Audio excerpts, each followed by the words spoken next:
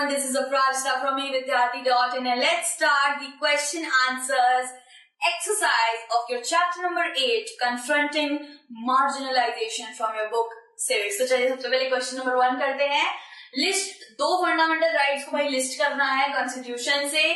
Dalit can draw upon to insist that they should not be treated with dignity and as equal. Read the fundamental rights listed on page 14 है. भाई इतना बड़ा चौड़ा सा question दे दिया है, बस नॉर्मल सा पूछा है कि दलित एंड आदिवासी लोगों के लिए कौन सा फंडामेंटल राइट्स कॉन्स्टिट्यूशन में दर्ज है.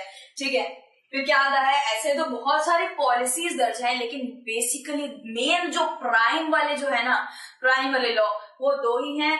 राइट टू इक्वालिटी सबके लिए आ जाता है जो हमारे फंडामेंटल राइट में आपको मिल जाएगा, एंड राइट अगेंस्ट एक्सप्लॉयटेशन आ जाता है. ठीक है, राइट अगेंस्ट एक्सप्लॉयटेशन. फिर आ जाता है हमारा question number 2, read the story on Ratnam as well as the provision of 1989. 1989 भाई इसमें कंफ्यूज हो जाते हैं, 1899 निकलता रहता है. Schedule caste and schedule tribes prevention of atrocity act. Now list one reason why you think he used this law to file a complaint.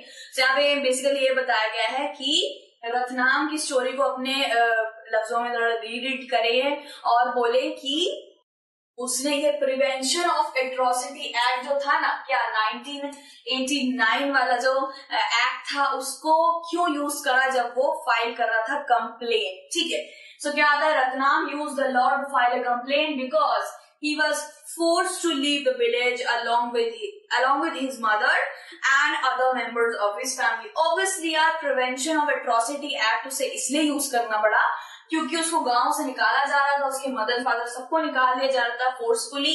ठीक है, ये हमारा पहला रीजन हो गया. फिर दूसरा रीजन आता है कि he filed the complaint against the domination and violence of the powerful caste of the village. तो उसने इसलिए भी कंप्लेन करी थी क्योंकि भाई जो वायलेंस है, डोमिनेशन उसके साथ हो रहा था ना, जो उसके ऊपर सख्ती बरत रहे थे, वायलेंस हो रहा था, वो पावरफुल कास्ट कर रहे थे. आपको पता है पावरफुल कास्ट ही करेगी ऑब्वियसली.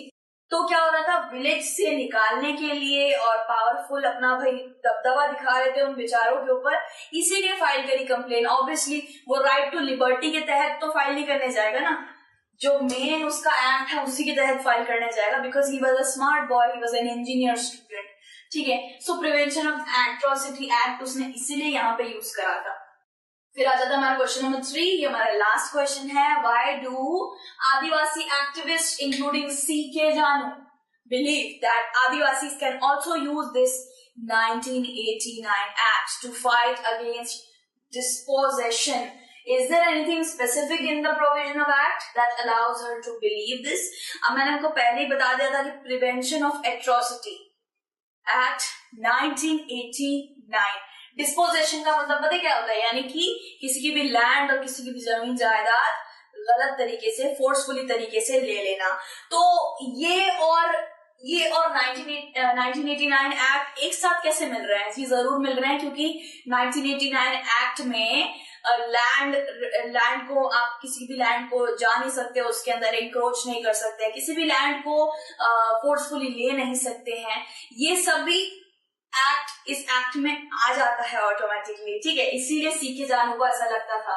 CK जानू ने यही बोला इस क्वेश्चन में कि क्या एक्ट 1989 डिस्पोजिशन के साथ जुड़ा हुआ है. ठीक है, फिर क्या आता है, this act guarantees the tribal not to be disposed from the land and resources forcefully. ठीक है, their land can not be sold और bought by non tribal people. हम भाई ये जो था ना आपका एक्ट 1989, इसके ऊपर हम पहले ही टॉपिक में पढ़ चुके हैं कि कॉन्स्टिट्यूशन ने क्या क्या चीजें दी है, क्या क्या चीजें दी हैं आदिवासी के लिए, क्योंकि लैंड में कोई घुस नहीं सकता. नॉन ट्राइबल लोगों को वो बेचना चाहे तो बेच सकते हैं, अदरवाइज कोई नॉन ट्राइबल लोग नहीं ले सकते हैं लैंड को. साथ ही साथ कोई लैंड में घुस नहीं सकता फोर्सफुली, उनके ऊपर फोर्स नहीं कर सकता, और गैर कानूनी तरीके से उनकी लैंड नहीं ले सकता है. सो ये सब आपका ना प्रिवेंशन ऑफ, मैं लिख देती हूँ, प्रिवेंशन ऑफ एक्ट 1989 में ये सारी चीजें भाई ऑटोमेटिकली आ जाती हैं. ठीक है, सो क्या बताया कि कोई भी लैंड में घुस नहीं सकता है. The constitution also guarantees the right of the tribal people to repossess their land.